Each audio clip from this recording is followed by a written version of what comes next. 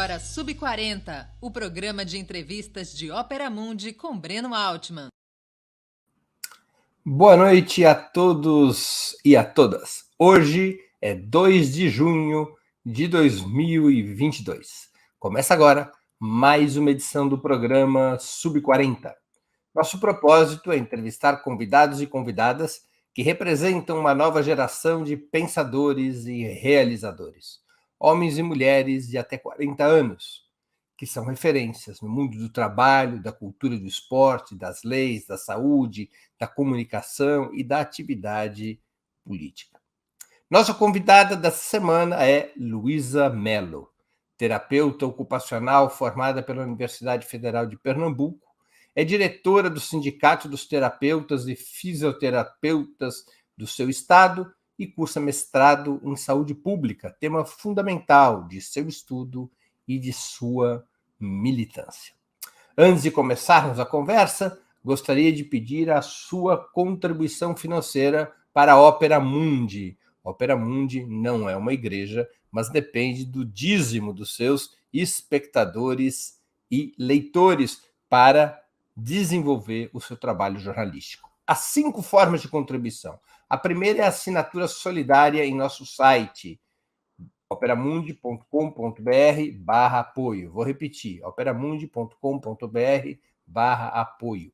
A segunda forma de contribuição é se tornando membro pagante de nosso canal no YouTube, clicando em Seja Membro agora mesmo e escolhendo um valor no nosso cardápio de opções. A terceira forma de contribuição é contribuindo com o Superchat ou o Super Sticker.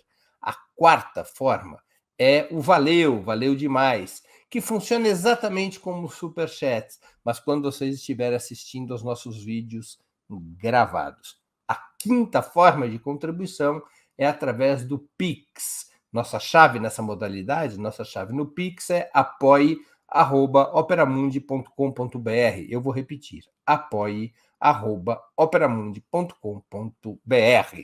Nossa razão social é última instância editorial limitada. Boa noite, Luísa. Obrigado por atender nosso convite. Uma honra e um prazer tua presença no Sub40. Boa noite, Breno. Boa noite a cada uma que está aí nos ouvindo, ou quem vai assistir essa live depois. É com muita alegria que eu estou aqui essa noite para a gente conversar. Muito feliz pelo convite. Vamos embora. Muito bem. Vamos começar por um registro cartorial. Quando e onde você nasceu? Eu preciso atestar que você é Sub40, embora esteja na cara que você é capaz de até estar num programa Sub20. Certo. Eu nasci em Bezerros, Agreste de Pernambuco, mais especificamente sou natural de Sapucarana, que é zona rural de Bezerros, é um distrito, vou lá muito aqui de Sapucarana. Nasci no 27 de maio de 1997. Sou uma jovem de 25 anos, recém-completados, inclusive. Recém-completados. No capítulo Confesso o que Vivi, conta um pouco para a gente da sua trajetória pessoal, da sua trajetória familiar, até desembocar na militância.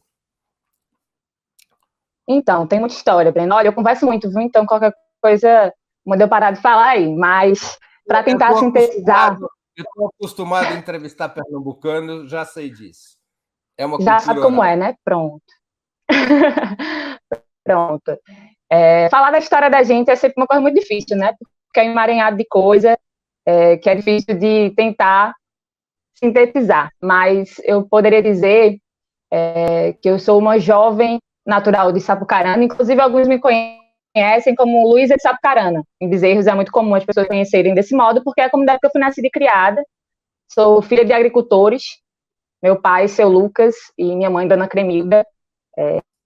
Enfim, tenho um irmão, que é Luiz Carlos, o nome dele, quase o mesmo nome. Ele é fisioterapeuta, é o irmão mais velho, então eu sou a caçula da família. E eu sou uma jovem que estudou a vida toda em escola pública, né? Inicialmente em Sapucarana, depois fui para a cidade, concluí o ensino médio. E meu irmão foi o primeiro da família a entrar na universidade e eu fui seguindo seus passos, né? A gente estudou na UFPE, morei a minha vida toda na casa do estudante, enfim, muita história, muita lembrança. E é isso, eu coloquei do campo, né? Eu moro em num distrito, só para vocês terem noção, né? Só para um distrito de mais ou menos 5 mil habitantes, que fica a 8 quilômetros da cidade. Só que além de ser um distrito rural, Sapucarana fica na zona rural de Sapucarana. Então, a zona rural da zona rural. E aí, enfim, a vida toda criada no campo. Meu pai é um trabalhador rural, agricultor, aquele misto. Enfim, trabalha a vida toda sem carteira assinada, aquele clássico, né, que é muito comum a gente ver no campo. Assim, vocês estão vendo aí algumas fotos da minha infância, a minha casa. E acho que um marco muito grande na minha história, Breno, é ter sido criada, ter nascido, crescido nesse espaço que é a zona rural, que é um espaço onde a exploração, né, do trabalho e da natureza está ainda mais explícito, né? Então, o meu pai, você iria adorar conhecê-lo. Ele é um homem, um camponês que estudou só até a 4ª série, mas que é conhecido como filósofo, porque ele tem uma compreensão, uma sabedoria camponesa muito bonita que me formou. A minha primeira formação foi, de fato, nessa experiência de vida no campo, onde eu fui percebendo que tinha alguma coisa errada, sabe? Tinha várias coisas erradas. E aí, nesse processo, eu entrei, né, na igreja, onde foi minha segunda, né, formadora. É muito comum, né? É a instituição que está mais próxima ali da gente. A igreja é a Igreja Católica? Igreja Católica, isso. Fui coroinha, fui catequista, enfim, fiz parte de grupo de juventude da igreja, então foi onde eu comecei a ser uma agitadora, a cantar na igreja, a ler, e, enfim, foi muito importante na minha formação, na minha vida política, inclusive. Depois acabei me afastando um pouco mais, né? Que, enfim, acontece, mas foram, digamos que, os 2 berços, né? Esse berço com uma origem...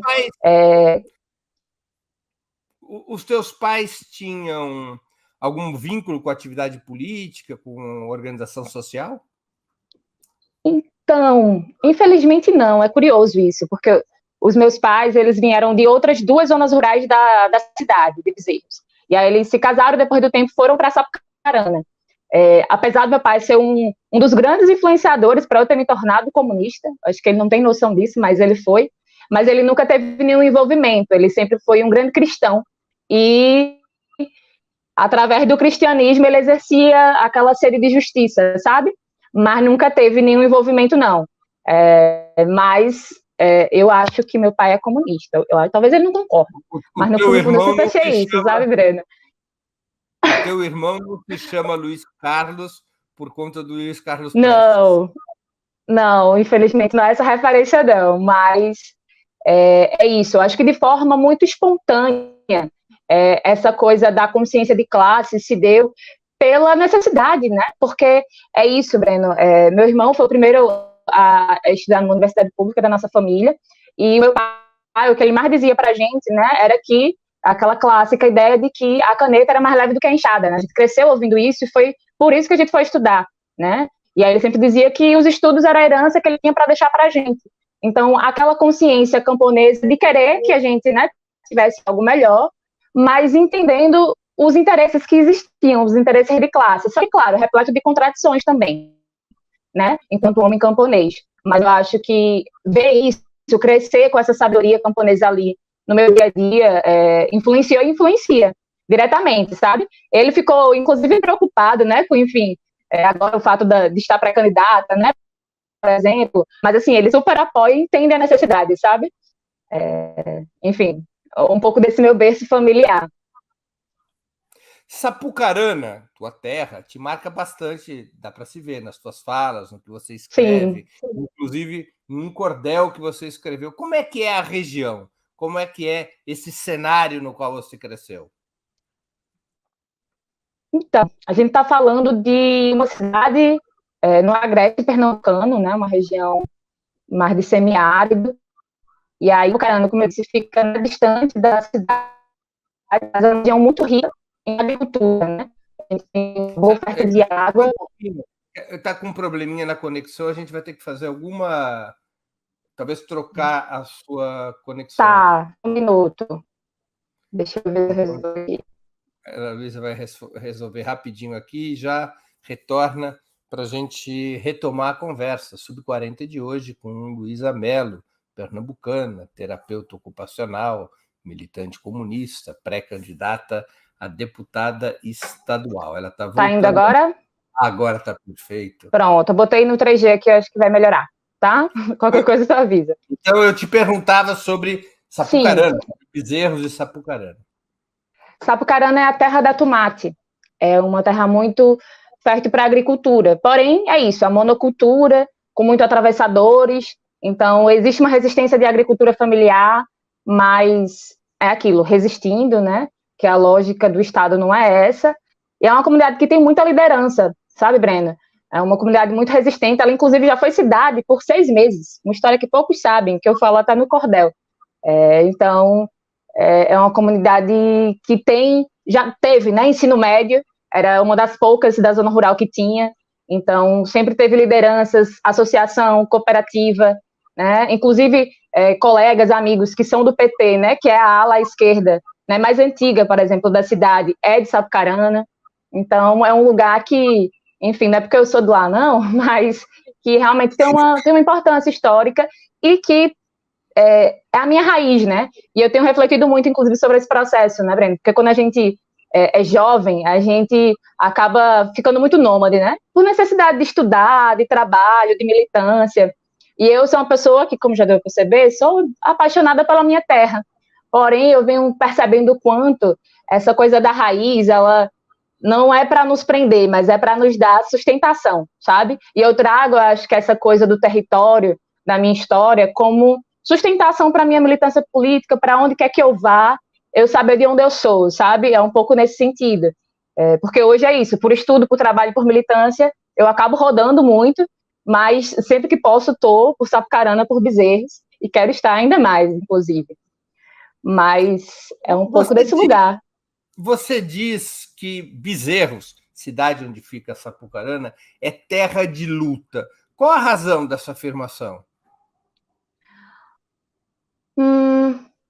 O cordel vai responder isso, mas tentando sintetizar, é uma terra que existe um histórico de atuação política na cidade muito forte. A gente sempre teve, agora não tem, mas sempre teve, por exemplo, vereança, sempre teve pessoas fazendo protestos, pessoas fazendo reivindicações. Então, é um pouco desse histórico, sabe? Um histórico de uma comunidade que, por ter também, né, uma agricultura forte, a categoria mesmo, a luta dos trabalhadores do campo, sempre também foi um grande motivo de organização, né? Então, a associação, a cooperativa, acaba que é um espaço de auto-organização também desses trabalhadores que fortalece a comunidade. É mais nesse sentido, sabe? Entendi. Porque, historicamente, a Zona da Mata é o lugar onde a esquerda pernambucana é mais forte, né? No Agreste, ela é mais fraca, no Sertão, mais fraca ainda. Mas é na Zona da Mata que é, digamos, a região onde mais a esquerda teve influência, não é isso? Sim, sim. Quando eu falo de luta, não é necessariamente organizada e à esquerda, não. Eu digo muito mais de lutas espontâneas que estão para serem disputáveis, né? Que estão para serem organizadas. Então, assim, é um grande lugar fértil nesse sentido. E é onde eu venho tentando, enfim, incidir e militar também, cada vez mais. Mas é isso, não tem esse histórico de organização de esquerda nesse sentido tão forte, não. E a agricultura da região rural de Bezerros, onde está Sapucarana, ela vive de que produtos? Tem muita questão de hortifruta também, mas a tomate, ela é muito forte. É tanto que, assim, Bezerros também é reconhecido, né? Porque como Sapucarana faz parte de Bezerros. Oi? A tomate? Por que não o tomate? Vixe, agora me perdi, deve ser regionalismo. Eu chamo o tomate, sempre chamei o tomate. O tomate. Aqui eu ouvi a tomate. O tomate. Não, o tomate, Ah.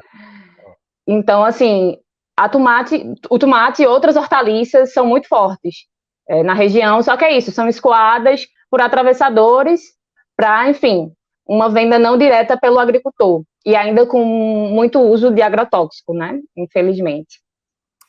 Nas tuas publicações, você faz referência ao Papangu, um personagem mascarado do Carnaval de Bezerros, que come angu, comida típica do Sim. nordestino. O que o Papangu representa?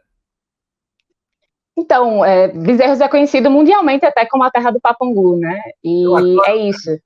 porque eu me lembro quando eu era garoto, assim, já adulto, eu morava em Olinda, ali uns meses, em 1982, eu ligava aquela rádio de Pernambuco, era Rádio de Pernambuco, de Recife para o mundo. Então a gente agora está sabendo que Bezerros é conhecida no mundo, mundialmente, pelo Papangu. Assim, não todo mundo, né? Mas tem gente aí fora do mundo, né? Em outro canto que conhece, viu? Tem muita gente que vem para o nosso carnaval. Inclusive, já deixa o convite. O Mas que assim, é uma coisa que é uma identidade, né? Da cidade e que carrega uma história, justamente, né? Como você disse, né? A história é bem, tipo, pessoas que saíam nas casas pedindo angu, iam mascaradas, né? Então, surgiu a partir dessa expressão cultural que foi virando tradição e que hoje está, inclusive, pouco estimulada, né? E cada vez é mais difícil a gente ver pessoas usando a máscara do Papangu como era antigamente, né? Que era aquela máscara de pano, que era aquela coisa mais tradicional, de porta a porta, né? Hoje em dia é muito mais o símbolo, essa coisa de ver pessoas na rua, né, vestidas de Papangu está se tornando um pouco menos frequente, infelizmente, é algo que a gente precisa fortalecer. Mas ela representa uma história da cultura, né, da cultura oral, da história da comunidade, da cidade, e que, inclusive, no ano passado, na verdade, com os atos fora Bolsonaro, eu tenho um amigo meu que ele é artista e ele fez pra gente um Papangu fora Bolsonaro, né? E a gente usou muito, inclusive na nossa agitação, que é essa coisa de dar identidade, né, para esse Papangu, de falar sobre a cidade que a gente quer, sobre que Papangu é esse, né? Ele representa a cidade, né? Então a gente tentou, inclusive, fazer essa disputa política com o Papangu. Você perguntou o que é que ele representava. De Bezerros, ou seja, ele não é não é estadual, é uma coisa de Bezerros. Rapaz, até onde eu sei viu? Se quiserem tomar o nosso Papangu aí, é patrimônio, viu? É briga. Claro, existem outros mascarados, né? Acho que dentro da história da cultura oral existem vários mascarados, mas o Papangu mesmo é de Bezerros, viu? Tá certo. E conta uma coisa, por que você decidiu fazer terapia ocupacional? Foi isso que te levou a sair de Bezerros e ir para Recife? Então, voltando, eu contei uma parte da minha história, né? Até a adolescência. Tentando contar a segunda parte, que aí eu vou chegar nessa resposta. Enquanto jovem que vivia no campo, que, enfim, gostava de estar no campo, mas sabia que, né, ir para Recife era o sinônimo de conseguir estudar, eu sempre tive aquela perspectiva de não, quero ir para Recife estudar. E aí, a saúde, ela sempre esteve no meu horizonte, porque é aquela compreensão de querer ajudar, né, as pessoas. Era o que eu entendia como saúde, era o que eu entendia, inclusive, como medicina, que na época eu queria medicina, eu nem sabia o que era medicina direito, né? Mas fui muito naquele impulso de partir de uma realidade onde a saúde não chegava muitas vezes, onde a precarização era gigantesca, não só da saúde, mas de vários serviços, né, que é a zona rural, que é o campo. Então, sair com essa angústia de viver essa realidade, querendo experienciar uma profissão que possibilitasse chegar às pessoas. E eu sempre gostei muito de gente, sempre gostei muito de falar. Então, achei que a saúde era um bom lugar. E aí, nesse processo, né, de, enfim, pré-vestibular, de, enfim, ter que passar, né, nessa época, era isso, eu passava o dia, estudei em escola integral, passava o dia na escola integral, eu fazia cursinho à noite, ia chegar em casa 11 horas da noite para sair de 6 horas da manhã, né, que é o processo de morar na zona rural e estudar fora, né, o deslocamento, porque era longe. Então, nesse processo, a terapia ocupacional ela surgiu como algo que eu nem sabia o que era direito, foi no processo do pré-vestibular ali, procurando cursos e tentando entender melhor se eu queria medicina mesmo ou não. E aí, na época, eu achava que eu nem ia cursar, porque eu ainda estava meio que achando que eu queria fazer medicina. Mas aí eu decidi, né, meu pai me estimulou, eu, né, pelo que eu tinha entendido do que era a terapia ocupacional, tinha achado interessante, então entrei na faculdade muito aberta, sem saber se ia continuar ou não. E não deu 15 dias e eu me apaixonei logo pelo curso, E nos momentos de crise, que eu acho que todo mundo tem, né? Acho que é impossível terminar uma graduação sem uma crise. Eu, na verdade, na época de entrar mais na militância, assim, eu fiquei na crise para mudar para ciências sociais, para história, para alguma coisa mais de humanas, porque eu achava que a saúde não cabia, né, algumas coisas. E aí foi quando eu percebi que não, a gente consegue disputar, a gente consegue fazer com que o que eu nem enxergava como social estivesse dentro da saúde. E aí foi quando eu fui me encontrando, né? Tanto que hoje eu estou fazendo mestrado em saúde pública, então estou rumando ali mais para a área de estudo do que eu gosto, que é do povo do campo, que é do sanitarista, enfim. Deixa eu te perguntar uma coisa, te pedir uma coisa, na verdade. Explica para nós, para a audiência, o que é terapia ocupacional. Vou explicar, eu estava ansiosa para responder, para falar isso, porque eu imagino que você nunca entrevistou, talvez, uma terapeuta ocupacional. Eu não sei se alguma vez eu vi uma terapeuta ocupacional na minha vida. Pois O que é? Eu sei que a gente é meio raro se encontrar, né? Todo dia que se encontra uma TO. Então, para tentar explicar, eu acho que é a gente partir do que é o nosso fazer, digamos assim. Nós somos seres ocupacionais, a gente faz. O fazer humano, né, a atividade humana é o que nos constitui, né, a nossa praxis. E aí a gente está fazendo coisas o tempo todo, né? A gente dorme, a gente come, a gente se diverte e a gente nem sempre consegue fazer tudo que a gente quer, porque, enfim, por questões, seja físicas ou mentais ou sociais, você não vai conseguir desempenhar muitas vezes as atividades de vida diária, que é aquilo que a gente faz no dia a dia, que é escovar o dente, quer pentear o cabelo, quer tomar um banho. Né? Até coisas mais complexas, como trabalhar, como ter um lazer. Eu tenho uma grande vantagem, eu não preciso pentear o cabelo. Pois é, mas fazendo essa síntese, a terapia ocupacional ela vai atuar justamente para que a gente possa desempenhar aquilo que é do nosso dia a dia com autonomia e independência. Desde o mais simples, né, que é, enfim, uma pessoa que sofreu um AVC que está ali, não tem mais autonomia e independência, até questões sociais, né, quando a gente fala do direito, né, ao território, isso é uma questão também que está no nosso fazer da terapia ocupacional. Então, a gente atua não só na reabilitação, né, as pessoas que conhecem mais a TO conhecem mais através da reabilitação física, que é também uma história de atuação muito grande da nossa área, mas a gente tem uma grande atuação na área da saúde mental e na área social, porque é isso, né, o fazer humano, ele é amplo, ele não está restrito ali no movimento, ele é complexo. Então, a terapia ocupacional é isso, é essa profissão que busca autonomia e independência nas atividades de vida diária, no que é cotidiano, né? Que parece que é muito simples até a gente não conseguir fazer, né, Breno? Parece que, enfim, aquilo que a gente faz todo dia no automático é muito fácil, mas quando a gente não consegue realizar aquilo, a gente vai precisar de fazer uma análise de atividade, de adaptações, enfim, é um pouco dessa síntese, mas... O fisioterapeuta se dedica à readaptação física de um paciente e o terapeuta ocupacional para além da funcionalidade. A sua funcionalidade. Entendi. Isso.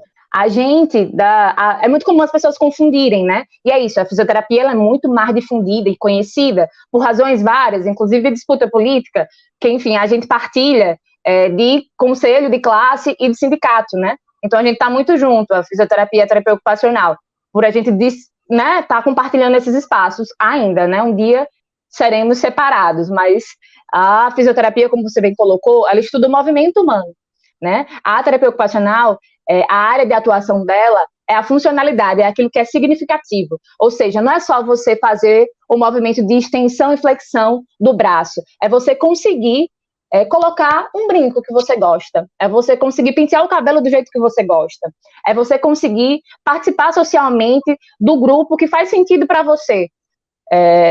Porque ocupação é tudo, né? Não é só o que a gente faz fisicamente, é aquilo que faz sentido para você ser jornalista, para você que é um agricultor. Então, é isso, ele é muito amplo, é muito além da saúde, inclusive. Então, por isso que muitas vezes as pessoas não conhecem, enfim, questões políticas também no histórico da profissão, sabe? Mas é isso, fico feliz de espalhar um pouquinho do que é a TO para o mundo. Eu realmente não sabia qual era a função da terapia ocupacional, agora eu aprendi. Muito legal. E vem cá, você passou a ter contato com a militância política só quando você foi estudar terapia ocupacional ou já no segundo grau, na tua região, você começou a participar de algum tipo de atividade militante?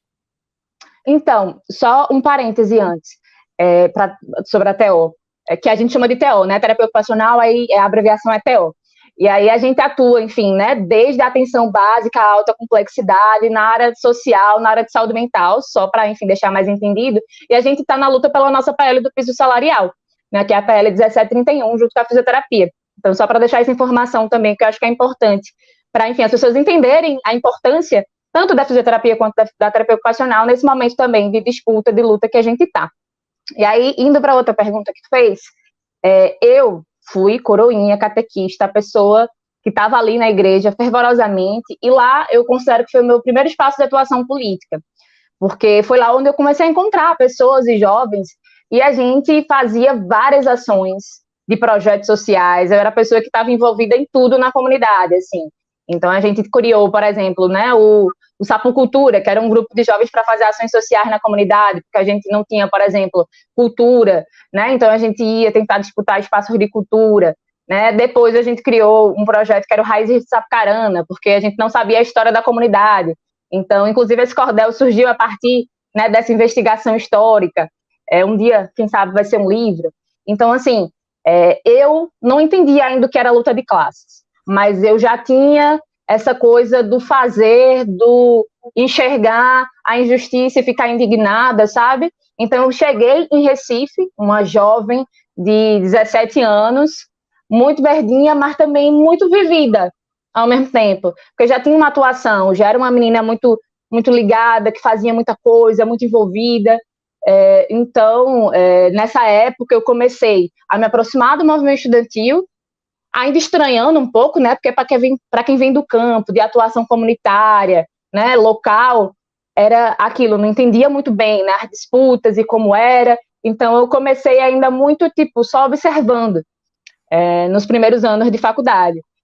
Só que eu morava na casa do estudante, né, que era um lugar de, enfim, constantes entraves e lutas para poder comer, né, que era isso, né, todo mês a gente tinha que estar, enfim, fazendo ocupação, fazendo alguma luta para poder garantir direitos. Então, assim, a permanência na universidade, não foi nem a entrada, mas para permanecer na universidade, eu automaticamente tive que me envolver em lutas, né? 2016, inclusive, que foi meu segundo ano de faculdade, foi o grande boom das ocupações, né? Então, ali foi onde eu me batizei oficialmente de, tipo, eita, entender, né, as siglas dos movimentos. E aí, enfim, juntando isso com a vivência que eu tinha, né, na minha cidade, no campo, já conhecia as figuras também, né, de esquerda da cidade, só que era praticamente, né, quem existia era o PT e o PCdoB. Então, assim, tive, né, vários companheiros, tenho até hoje, mas, né, fiquei até mais próxima do PCdoB uma época, mas era aquilo, sentia que não me completava, assim. Eu olhava, via que, enfim, existiam limitações, ainda não tinha muita noção da minha própria concepção política, do projeto que eu defendia, mas via que não era o lugar que eu queria estar. Então, foi quando eu entrei no diretório acadêmico, foi quando eu comecei a participar do movimento de Casa do Estudante como independente, né? Como uma pessoa independente, fui ganhando um pouco dessa experiência, desse tato político, e aí, em um evento, eu encontrei Jones Manuel fazendo uma fala lá na UFPE, e foi o primeiro contato que eu tive com o JC, né, com o PCB. Eu olhei, eu fiquei, né, gente, interessante, vou falar com esse povo. E aí foi quando eu comecei, tive uma primeira, né, conversa rápida, só que era aquela coisa, eu estava também meio que sem querer assumir o compromisso, né? Eu estava com muito receio, tanto que eu fiquei, eu acho que mais de um ano como simpatizante para poder, de fato, entrar na UJC. Porque eu sabia, né? Eu sentia que, opa, aqui é diferente, né? Eu sentia que era uma responsabilidade muito grande, então eu fui dando tempo ao tempo e aí participando das várias lutas, né, de permanência estudantil, de movimento estudantil. Então eu fiz parte da executiva de curso de terapia ocupacional, da rede latino-americana de estudantes de terapia ocupacional, porque a gente é pequenininho, mas a gente é organizado, viu? A TO, ela tem várias entidades, várias organizações, e eu, enfim, fui me inserindo nelas, com outras lutas dentro da universidade também, por moradia. e construí uma estrada na graduação que, enfim, me ensinou muito, sabe, Breno? Agora, o interessante é que eu fiz tudo isso ainda mantendo ela com Bezerro, né? Porque eu não conseguia largar, né? Eu não consegui ser aquela pessoa que entrei... Quantos quilômetros tem entre Bezerros e Recife? 100. 100 quilômetros. É perto. É perto. Então, eu ia muito nos finais de semana, né? E aí, nessas idas por finais de semana, eu, enfim, me envolvi em vários projetos, né? A gente tem uma associação em Bezerros, que é a Associação dos Filhos e Amigos de Bezerros, a FAB. Eu estive durante 4 anos representando a FAB no Conselho Municipal de Saúde, né? Uma graduação em Conselho de Saúde. Me ensinou muito também, enfim, pude aprender muito da realidade da saúde da cidade. Também tive experiência de organizar cursinho popular, de organizar, enfim, grupo feminista, várias iniciativas no lar, em Bezerros e em Recife, sabe? Foi um pouco dessa história. Minha graduação ela foi bem animada. Eu era pessoa nômade que sempre estava de um canto para o outro, fazendo algum movimento, alguma coisa. E aí, no último ano da graduação, foi quando eu ingressei, de fato, na UJC. E aí, enfim, comecei a perceber, né, e tomar um pouco mais de consciência do projeto político que eu acreditava, reconheci que não, aqui é o lugar que faz sentido eu estar, e comecei a atuar mais fortemente, né, de forma organizada. Foi uma contradição para você a tua formação católica, religiosa, com o ingresso em um partido marxista? Rapaz, não acho. Hoje, na verdade, eu sinto que depois de ingressar no partido, a própria ancestralidade, a própria reflexão de algumas questões passaram a fazer mais sentido, claro, com uma outra consciência, né? Digo isso porque, na verdade, eu rompi, assim, me afastei um pouco mais da igreja no início da faculdade, naquela coisa mais rebelde, assim mesmo, e depois eu fui meio que me reaproximando por entender, né, por exemplo, a CPT, né? Quando eu descobri a CPT, eu fiquei, meu Deus, a Comissão Pastoral da Terra, é possível. É possível, entendeu? A luta política está aqui também presente. Eu sempre via que existia muitas congruências e muitos sentidos, né? Em estar nos dois lugares. Então, eu não achei uma contradição, não. Eu acho que, na verdade, me deu muitos elementos e muita base para a militância comunista, inclusive. Entendi.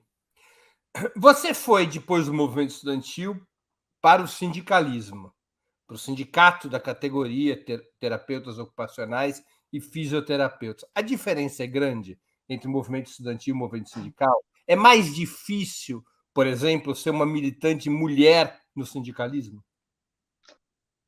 Então, e como? Primeiro, né, as diferenças são diversas, assim, é isso. Eu passei 5 anos de graduação, né? Então, é isso. Quando você vai ganhando jeito ali, vai ganhando mais experiência na coisa, acaba, né, a graduação. E aí foi um processo, assim, para, enfim, fazer o desmame. E aí eu fiquei ainda, na verdade, né, 1 ano e pouco na residência, sem estar no sindicato, acompanhando só, mas só no final do ano passado que eu fui, de fato, entrar no sindicato, né? Mas eu acho que foi muito importante, sabe o que também, Breno?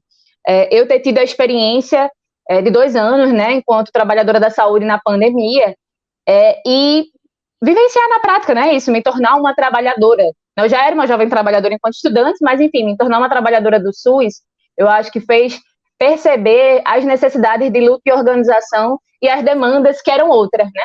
É isso, as demandas na época, né, do movimento estudantil eram umas, agora se tornaram outras, elas dialogam, tem dificuldades diferentes, mas, sinceramente, é difícil dizer o que é mais difícil, mas, assim, a presença de mulheres, enquanto mulher, eu acho que tem, de fato, né, em todos os espaços de luta, a gente vai perceber que não é fácil, mas eu tenho conseguido, eu acho que, né, com os companheiros, com as companheiras da terapia ocupacional, que é uma profissão muito feminina também, né? Então, assim... A fisioterapia é uma profissão mais masculina, não é? Eu não vou saber dizer em números, mas visivelmente sim, assim, a terapia ocupacional é muito mais feminina do que a físio. A físio sobretudo nos espaços de direção política, Breno.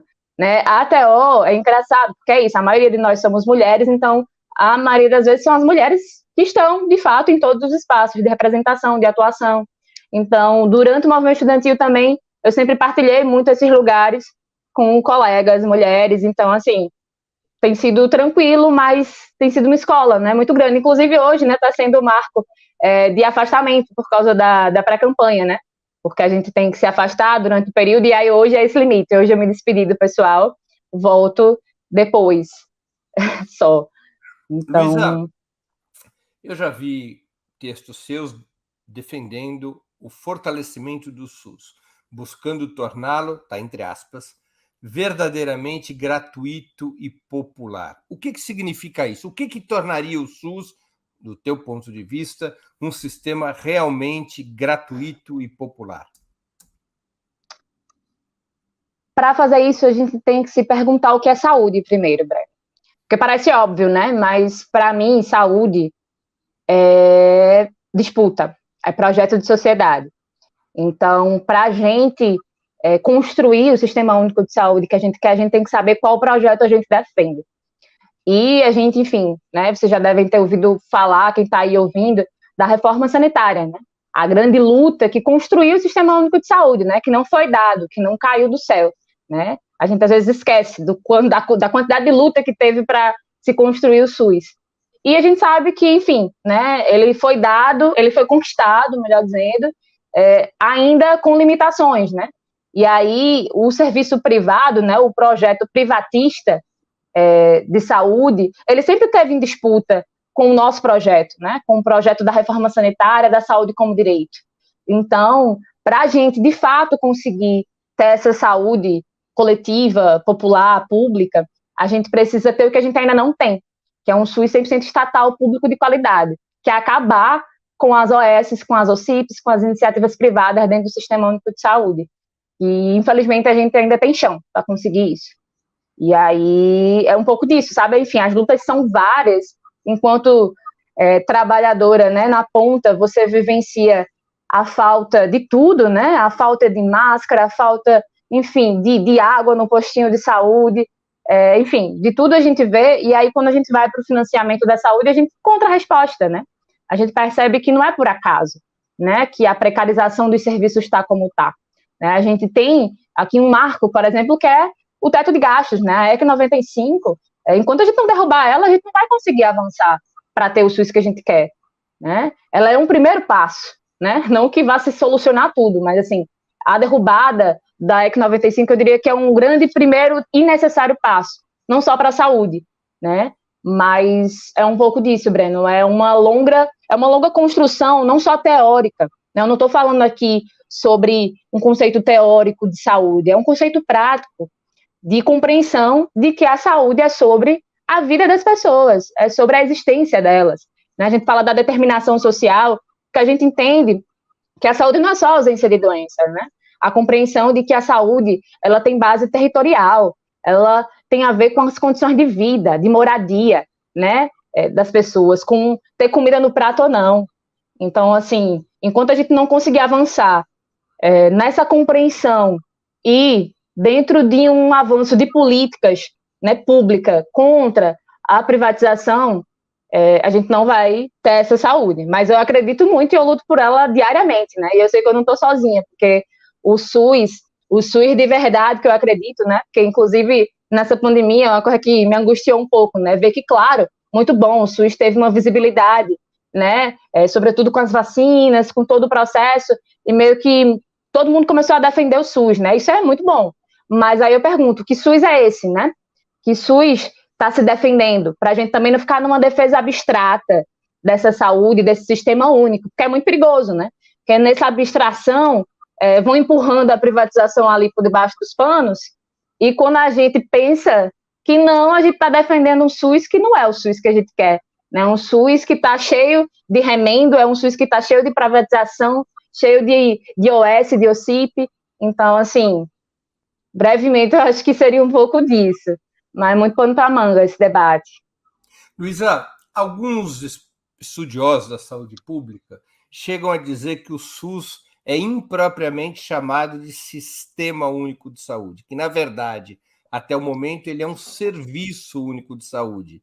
Não é um sistema porque cada estado e município pode organizar o modelo que quiser dentro de um grande guarda-chuva que é o SUS. Alguns desses estudiosos propõe uma nova reforma sanitária, de tal maneira que o SUS deixe de ser um guarda-chuva que ampare vários modelos e passe a ser propriamente um sistema, como é, para citar um país capitalista, o Serviço Nacional, o Sistema Nacional de Saúde inglês, que é uma autarquia, como se aqui no Brasil fosse o Banco do Brasil, ou a Receita Federal. O Banco do Brasil não é uma autarquia, como se fosse a Receita Federal, com carreira própria, organização própria, sem autonomia dos estados e municípios, ou como é, num país bem menor, Cuba, que também é um sistema autarquizado, não passa pelas instâncias de governo, é um sistema único e não um serviço.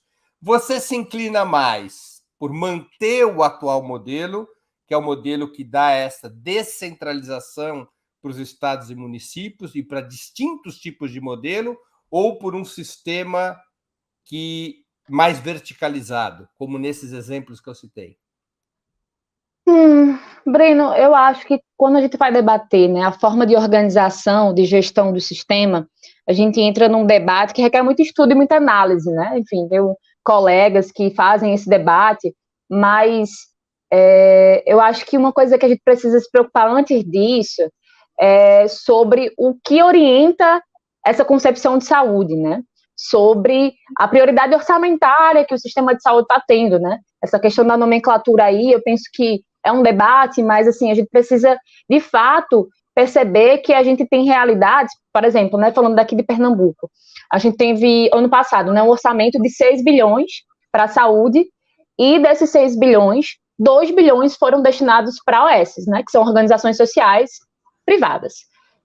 E apenas, né, desse orçamento todinho, 32 milhões foi destinado para atenção básica, né?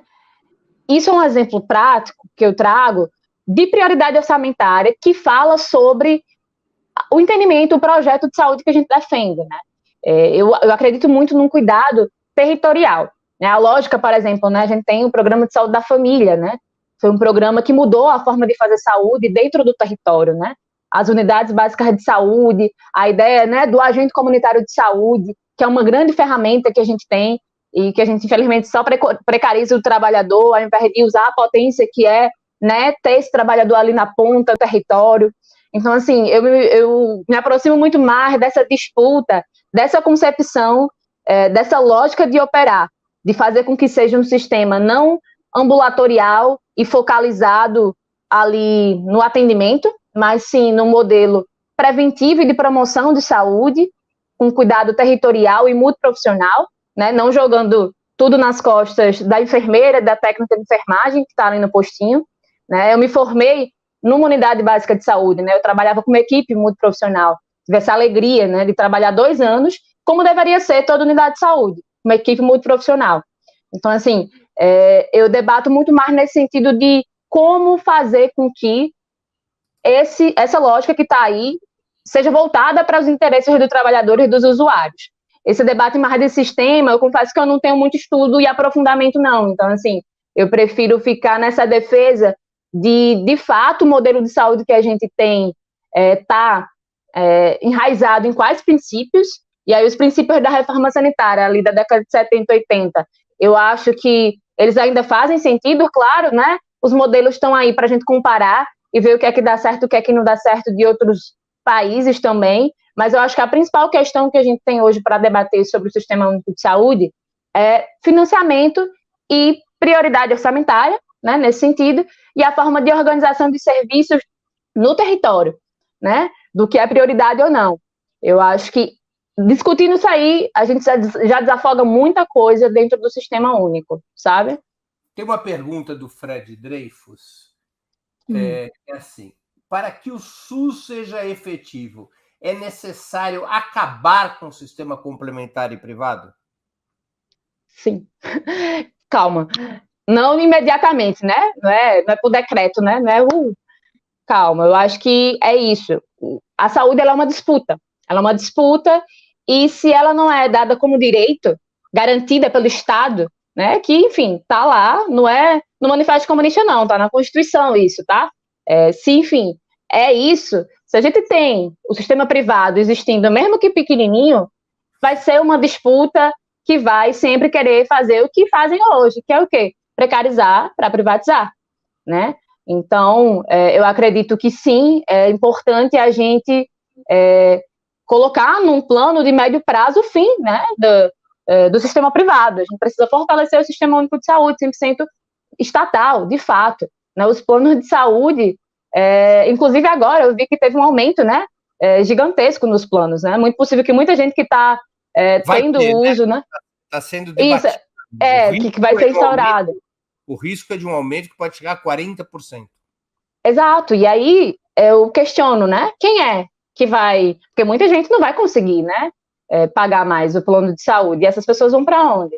Vão para o Sistema Único de Saúde, que é quem garante para todo mundo, de fato, a assistência. Claro, com várias dificuldades, mas, assim, na minha avaliação, um projeto de saúde que a gente defende é um projeto onde não existe saúde privada, porque se a gente cobra, a gente está colocando como mercadoria, e é isso, né? Foi a manchete, inclusive, da divulgação da live, né? Saúde não é mercadoria, e para que ela não seja, ela não pode ser comprada, ela não pode ser vendida.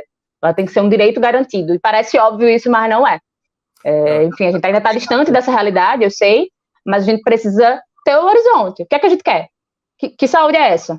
Como é que a gente faz para depender cada vez, né? Para ter cada vez menos planos de saúde, sistema privado, e para fortalecer o Sistema Único de Saúde? Acho que essa é a pergunta. Esse é o projeto que a gente precisa focar. É uma pergunta muito importante feita pelo Dreyfus, porque o Brasil tem Sim. um dos mais poderosos sistemas públicos de saúde e também um dos sistemas privados mais potentes do hemisfério ocidental, ou seja, ele chupa recursos para atender muito menos gente que o serviço público, né? O serviço público atende 190 milhões de brasileiros com menos recursos do que o sistema privado, que atende 40 milhões. Né? Exatamente. É um problema realmente de extrema gravidade. Mudando um pouquinho de assunto, Luísa. A chuva tem afetado a tua região ou elas têm causado estragos só na Zona da Mata? Então, eu agora estou em Recife, né? Aqui em Recife é isso, né? Vocês acompanharam o caos, né? Na minha cidade, Bezerros, não. Ainda não, né? É uma coisa até que ontem estava Foi ontem. Enfim, eu estava na reunião do Conselho de Desenvolvimento Rural lá na minha cidade, e é isso, a gente estava debatendo como evitar, né? Como fazer com que o que aconteceu, né? Na região metropolitana de catástrofe, né? Não ambiental, né? Mas social, porque, enfim, foi projetado, não aconteça em outras cidades, né? Porque é isso, a gente tem um rio, que é o Rio Pojuca, que cruza a cidade, né? E que, a depender das chuvas, né? A gente está no começo do inverno, pode ser que sim, famílias sejam afetadas. E, enfim, vocês estão vendo, né? Está tendo muita mobilização, muita campanha de solidariedade para fortalecer as famílias, né? A gente já vai em mais de 120 mortos, já está com praticamente 10 mil, né? Pessoas desabrigadas, enfim, números ainda abaixo da realidade, eu acredito. E a realidade é muito, muito difícil, mas entender que a gente poderia ter evitado, né? Essas mortes, elas não precisavam ter acontecido, né? A culpa não é só da chuva, não. Então, é algo que eu acho que serve para a gente debater sobre, enfim, a cidade, o campo que a gente quer e fazer com que não se repita, né? Como fazer? Eu não acho que o PSB vai dar conta disso, não, né? Não deu esse tempo todo, né? Então a gente precisa perceber como é que a gente vai construir, a partir dessa tragédia social, né? Um projeto que faça com que isso não se repita, com que reduza ao máximo esses danos, e as outras cidades, né? Que estão, inclusive, prestando solidariedade, né? A gente está fazendo campanha de solidariedade lá em Bezerros, várias outras cidades também estão fazendo, para poder trazer material aqui para Recife, para a região metropolitana. Mas, enfim, eu acho que é aprender isso também. Como pensar, né? A urbanização, os acessos, né? Para a zona rural também, né? Porque o que a gente passa, inclusive, Breno, é muito comum, né? Frequente na zona rural, as estradas se acabarem, né? Enfim, lá na minha casa, o trecho de terra tá horrível, assim. Inclusive, um trecho que a gente fazia historicamente para acessar uma outra cidade vizinha, não tá passando carro. Isso nunca aconteceu na minha vida, assim, tá sendo a primeira vez. E é uma coisa muito comum na zona rural, né? Que é o acesso. E aí até a secretária de Agricultura que estava na reunião colocou o quanto isso é normal, né? Essa normalização da falta de acesso, né, a estradas em vias rurais, né, estradas de terra, ela precisa ser questionada, né? A chuva, ela vem como algo que a gente pede, né? Algo que é muito bom para a lavoura, para a vida, né? E aí, essas consequências, na verdade, elas precisam ser pensadas enquanto coisas possíveis de resolvermos, né? Porque a gente sabe que vai chover. Então, assim, esse processo tem feito a gente pensar muito nesse sentido também, com as cidades que não foram atingidas. Né? O como evitar, o como projetar espaços, de fato, que consigam segurar a água, né? Pensar esse escoamento das águas, o fluxo dos rios. Entendi. Luísa, qual é a distância entre Bezerros e Guaranhuns? Bezerros e Garanhuns, agora tu me pegou. Mais ou menos. Rapaz, é um pouco mais de 100, porque é mais de 2 horas. É umas 2 horas. Eu acho que é quase a mesma distância para Recife.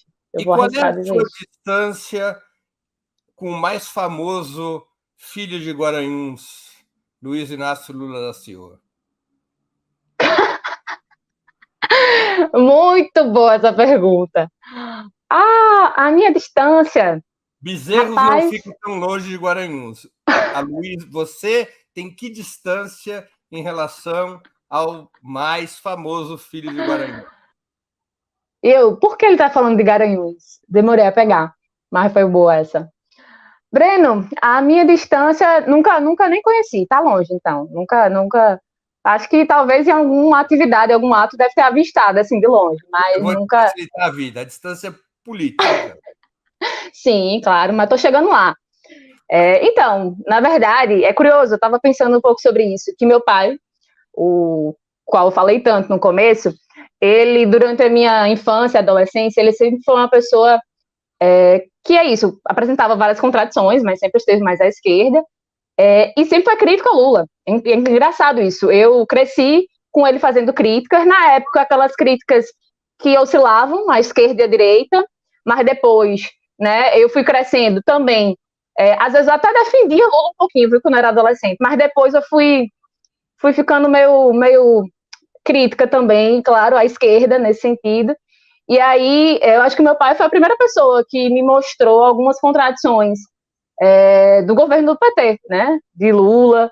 E aí começou de casa, antes mesmo de entrar no movimento estudantil, antes mesmo de entrar no PCB, eu já tinha, a partir da experiência do que, enfim, meu pai conversava, né, dos interesses mesmo, das conciliações, do quanto, enfim, é isso, né? Os banqueiros lucraram, né, durante o governo do PT, enfim, a partir dessas expressões, eu sempre estive um pouquinho longe. Claro, admirando muito, né, o histórico, né, o que é a figura de Lula, né, o que ele representa, mas politicamente eu fui percebendo que eu não tinha lugar, que meu lugar não era o PT. É tanto que, veja, Sapucarana tem muito forte o PT atuante, né? Eu tenho muitos companheiros, né? Meu melhor amigo de infância é do PT, só que é isso, eu sempre tive divergências muito espontâneas, muito naturais desde a adolescência, e isso me fez com que eu procurasse outras organizações. E rodei, fiquei reticente um tempo e entrei na UJC justamente por perceber que eu queria mais, que o Brasil merecia muito mais e que o projeto que eu acreditava era o projeto da Revolução Brasileira. Então, eu não sei medir essa distância, mas você faz as contas. Você é pré-candidata a deputada estadual pelo PCB, pelo Partido Comunista Isso. Brasileiro, que tem sua própria candidatura à presidência da República. Não é difícil Sim. no estado de Pernambuco, provavelmente o estado onde o Lula tem o seu maior apoio eleitoral, ser candidata a deputada por um partido de esquerda contra o Bolsonaro sem defender a candidatura do Lula? Rapaz, não é difícil, não. Acho que é necessário até. Eu acho que a gente tem, né? Isso, Pernambuco é um estado de muitas lutas, né? A gente estava conversando antes, né? Enfim, o estado de Gregório Bezerra, das ligas camponesas, enfim, é um estado que sempre teve comunistas, né? Inclusive, a nossa primeira deputada estadual mulher, né, foi a Dalgisa Cavalcante, né? Uma camarada do PCB. Então, assim, eu acho que a história dos comunistas em Pernambuco, assim como também a respeitosa história do PT de Lula, que também é daqui, elas não são tão divergentes nesse sentido, né? Porque a nossa luta comum aqui é derrotar o bolsonarismo, né? Derrotar o Bolsonaro. É aquela clássica de Lenin, né? Que a gente fala de bater junto e marchar separado, né? É isso, a gente tem táticas eleitorais divergentes. E a gente está cada um construindo sua luta e fortalecendo, né? Suas bandeiras. Né? A gente está aqui construindo um processo eleitoral muito bonito, né? Inclusive com nome para governo do Estado, né? Fazendo algo histórico aqui no nosso Estado. Então, eu não acho que é difícil, né? Eu acho que é necessário no sentido de fazer o debate acontecer. Claro, a gente está numa conjuntura muito difícil, mas o debate sobre o projeto de sociedade que a gente quer, ele não pode ser deixado para depois nunca, sabe, Breno? Eu entendo que existem momentos, né, que causa medo, né? A gente não quer de forma alguma, né, nem pensar na possibilidade de uma reeleição de Bolsonaro, mas a gente não pode perder do horizonte o que é que a gente defende. E é isso, né? O PCB e o PT são partidos completamente diferentes, né? Estamos no campo da esquerda, mas é isso, a gente tem projetos diferentes e, naturalmente, a gente tem candidaturas também. Então, é um pouco disso, não acho que é um grande problema, não. É bom para o debate. E se faltar o teu voto para o Lula ganhar no primeiro turno? Rapaz, você está prevendo o futuro, é?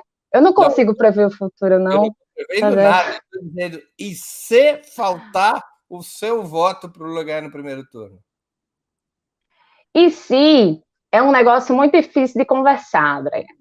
Você é muito esperto, mas eu acho que a gente não pode cair em debates nesse sentido, porque é muito perigoso, eu entendo, né? Defendo muito isso, são táticas divergentes, mas eu acho que com muita tranquilidade a gente precisa fazer o debate acontecer, com respeito, cada um, né, com a sua tática, mas eu não acho que vai faltar o meu voto só para ele ganhar, não. Fique tranquilo. Eu acho que a gente está fortalecendo, né, o debate do projeto de sociedade que a gente quer. É isso que é a prioridade, é derrotar o bolsonarismo. Eu digo mais, é isso, a gente tem focado muito, né, no debate presidencial, que é muito importante, mas a gente precisa lembrar que o bolsonarismo ele está espalhado nas prefeituras, né, nos parlamentos, em todo canto. E aí a gente precisa derrotar o bolsonarismo também, né, a nível estadual. Agora, enfim, nas próximas eleições a nível municipal, para a gente entender que é isso. Existe a vitória política, existe a vitória eleitoral e existe a vitória política. A gente precisa se enfocar no processo eleitoral para, enfim, ter uma vitória política eleitoral contra o Bolsonaro, mas a gente precisa também de uma vitória política. E a vitória política sem disputa de projeto, sem debate, ela não acontece. Então, acho que a gente não pode ter medo da crítica e pode ter medo de debater, não. Eu acho que isso não vai nos enfraquecer, pelo contrário. Muito que bem. No segundo turno, Bezerros e Garanhuns estarão juntos. Muito provavelmente, né? Vamos decidir isso ainda, mas muito provavelmente se caminha para isso. Mas vamos focar nesse primeiro turno ainda, tem muito chão. Luísa, eu queria te fazer aqui umas perguntas ping-pong, como a gente chama no jornalismo, certo. Agora nesse nosso final de entrevista.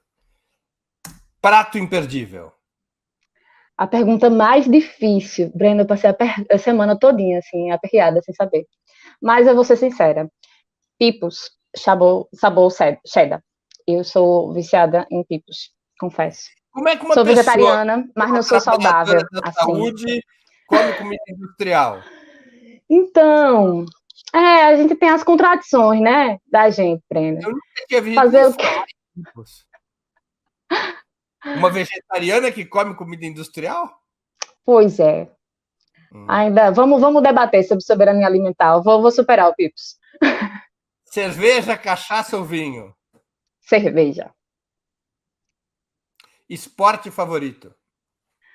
Pedalar. Não estou pedalando, não, mas eu gosto. Time de futebol? Ex-torcedora do esporte. Meu pai torcia, eu torcia. Não torço mais, não. Eu só sou uma observadora, não torço muito, não. Por que deixou de torcer para o esporte? Na verdade, acho que eu nunca torci. Meu pai que torcia. Aí eu ia no bonde, assim. Aí depois eu olhei assim e fiquei...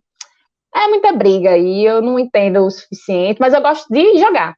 Eu gosto de jogar uma peladinha, mas torcer não. Passatempo? Cuidar das minhas plantas e andar a cavalo. E andar Sou a a menina do cavalo. mato. Isso é você não andando a cavalo? Essa foto? Oi? Essa foto é Sim, meus você andando pais. a cavalo? Sou eu com os meus pais. Desde Olha só. pequenininha. Nossa, Pra você ter ideia. tem pose de Oi? quem sabe andar, tem pose de quem sabe andar a cavalo. Deixa eu lhe contar uma história. Manhã, quando tava pra eu nascer, foi de cavalo até a comunidade, porque tinha muita lama, né? Eu nasci na época do inverno. E ela foi de cavalo até a Calma, comunidade para pegar o ônibus, inverno é como no com Nordeste, bucho. é uma época de chuva, não é que faz frio, não, é que chove, certo? Não entendi. Inverno no Nordeste não é porque faz Ah, frio, é porque chove. não. É, Estação das chove muito. chuvas. Não faz frio. É diferente do inverno no sul do país, que é frio de lascar. É. Vamos lá. Lá E aí, pelo sítio até que faz um friozinho de noite, viu? Mas assim, é o nosso frio. É o nosso tá, frio do Nordeste. Mas eu sempre gostei muito de andar a cavalo. Sou uma menina vaqueira. livro inesquecível. Deixa eu pegar ele aqui. Morte e Vida Severina. João Cabral de Melo Cabral de Neto. Melo Neto. Sou Muito apaixonada. legal. Aqui temos uma edição da Alfaguara, né? Que é a mais recente edição do Morte e Vida Severina. Sim, sim. Muito Um legal. livro muito bom. Muito bom. É um livro que você deve mesmo ter, como você me disse, eu não me lembro se antes ou durante a entrevista, a alma de uma pessoa mais velha, porque é um livro de outras gerações. Luísa, música preferida? Muito difícil. Eu sou a pessoa que eu gosto de música. Então, hoje é Carcará, de João do Vale. Eu tenho escutado muito o álbum de João do Vale É uma nos moça últimos vintage tempos. mesmo. Pois é, eu não. Você sabe cantar? Ah, rapaz, só no chuveiro, assim, de vez em quando, vice, mas agora não. Mas eu gosto, mas sou uma pessoa tímida ainda. Porque eu Música, sou filme marcante. Dançando no Escuro, de Lars von Trier. Um filmaço. Chorei muito. Recomendo. Muito bem. Ídolo político. Gregório Bezerra, Gregório do Bezerra. Agreste, meu grande camarada. Gregório Bezerra. Até eu vou aqui cumprimentar um espectador que mandou um superchat e disse: Breno, você fez campanha para Gregório Bezerra em 82? Eu também. Sinal de que nós dois somos velhos. Mas eu fiz com muito orgulho a campanha do Gregório Bezerra, a quem eu pude conhecer bastante bem no início dos anos 80, logo depois que ele voltou da anistia e antes dele falecer em 1983. Uma grande figura da história popular, Demais. uma grande liderança de Pernambuco. Do Agreste, né? E do Do Agreste. Agreste. Era um homem que rigorosamente nasceu desprovido da ideia de medo. Evento histórico do qual gostaria de ter participado? Difícil também, tem vários, mas ligas camponesas. As Acho ligas que já está muito claro porque Tá certo, as ligas camponesas. Muito bem. Luísa, antes da gente encerrar aqui, eu vou te pedir para ler um trechinho do seu cordel, como despedida aqui da nossa entrevista. antes disso eu vou fazer propaganda de outro cordel também. Rapidinho, tem o meu que eu lancei esses dias e a gente está lançando também um cordel do centenário do PCB, viu? Bem, Muito bonito também, que eu deixo aqui, propaganda é a alma do negócio. claro. Comunista é assim, né? Agitador em todo canto, tem que ser, Bruno. É o que E dizem. aí, a gente vai botar pro mundo aí, já já, esse cordel também. E o meu tá aqui, essa estilogravura na frente é de Bacaro Borges, é Sapucarana aqui na frente, minha gente, não sei se dá pra ver. Mas já digo que não tá na métrica do cordel, não sou cordelista, sou simpatizante a poeta. Né? Ainda não digo que eu sou não, porque estou no processo, mas gosto muito e aqui é quase que uma declaração de amor, assim, para a minha comunidade. Falo um pouco das sínteses da história e do sentimento que eu carrego comigo. Eu vou pegar um trecho, deixa eu ver. Pronto, esse. O berço genealógico do agreste pernambucano. É o que Frei Milton vai dizer. Mas já era de se saber que por dentro dessas matas há ainda muitas histórias para serem desvendadas. Por menos que contem a história, não esqueceremos do nosso povo. Vamos então as escrever e com elas aprender, a lutar e criar o nosso futuro e as gerações que estão por vir fortalecer. História da nossa origem, que por gerações vem sendo contadas, cantadas e podadas. Um dia a história da Índia vai ser por todo mundo contada. A Pedra da Índia é ponto de preservação ambiental. O pé de sapucaia vai ser pelas crianças plantada e em cada canto teremos sua sombra. Já aquele cruzeiro vai ser ponto de chegada e de encontro. A história do nosso povo será narrada junto com a história do mundo novo. Muito bem, muito bacana, lindo. Um trechinho. Luísa, muito obrigado por teu tempo e por ter participado do Sub-40. Eu tenho certeza que nossos internautas e nossas internautas aproveitaram e se divertiram muito nessa hora de conversa. Eu que agradeço, Breno. Foi fantástico lhe conhecer. Enfim, quando quiser vir para Bezerros, conhecer Sapucarana, já está o convite. Tem onde ficar. Tem cavalo para andar, se quiser. As pessoas não acreditam, mas eu sou um bom cavalarista. Olha, bora ver, viu? Quando vier por aqui, avise. Mas muito, muito obrigado por tudo. Enfim, Natália que está aí também operando. A gente se encontra em outros momentos, em breve. Obrigado, Luísa. Tchau, tchau. Tchau. Queria agradecer também a audiência, especialmente aqueles que puderam fazer contribuições financeiras ao nosso site e ao canal de Ópera Mundi no YouTube. Sem vocês, nosso trabalho não seria possível e não faria sentido. Um abraço a todos e a todas. Para assistir novamente esse programa, se inscreva no canal do Ópera Mundi no YouTube. Curta e compartilhe nossos vídeos. Deixe seus comentários. O jornalismo de Ópera Mundi é mantido com o seu apoio. Faça uma assinatura solidária em www.operamundi.com.br. Com um pequeno valor mensal, você nos ajuda no desenvolvimento de um jornalismo independente e de qualidade. Obrigado pela audiência e até a próxima.